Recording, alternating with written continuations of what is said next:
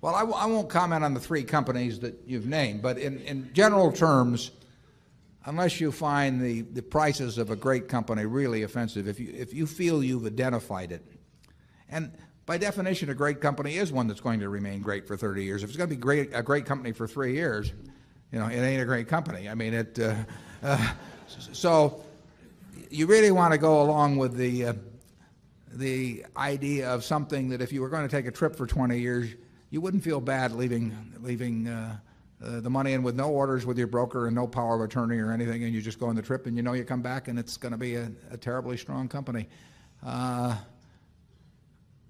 I think it's better just to own them. I mean, we could attempt to buy and sell some of the things that we own that we think are fine businesses, but they're too hard to find. I mean, we found See's Candy in 1972, where we find here and there we get the opportunity to do something, but they're too hard to find. So to sit there and hope that you buy them in the throes of some panic, that you sort of take the attitude of a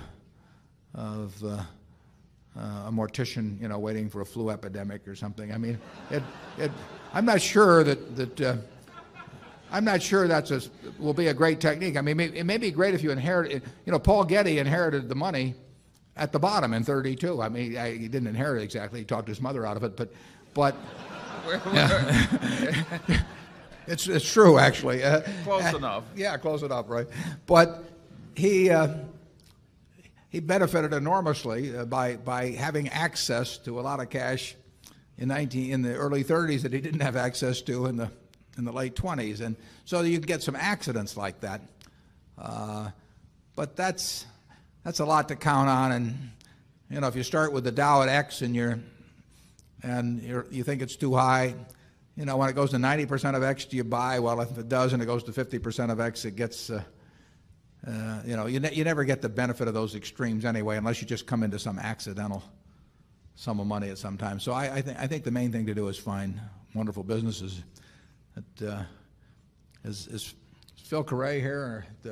We got the world. Yeah, there's the hero of investing. Phil, would you stand up? Phil is 99. He wrote a book on investing in 1924.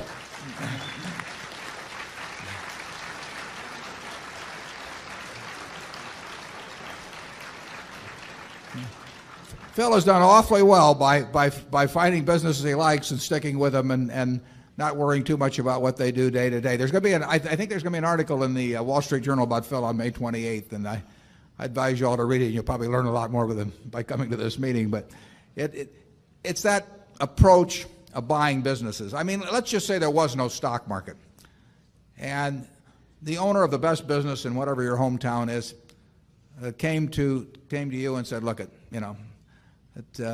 my brother just died, and he owned 20% of the business, and I want somebody to go in with me to buy that 20%, and the price looks a little high maybe, but this is what I think I can get for it. Do you want to buy in?"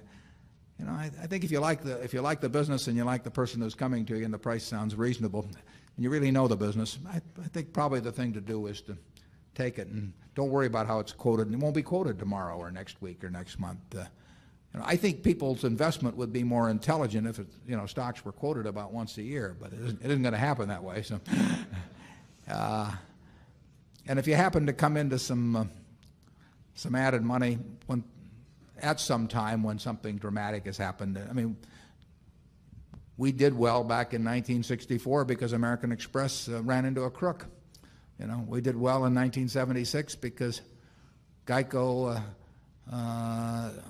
managers and auditors didn't know what the loss reserve should have been the previous couple of years. So we've had our share of flu epidemics, but you don't want to spend your life waiting around for them.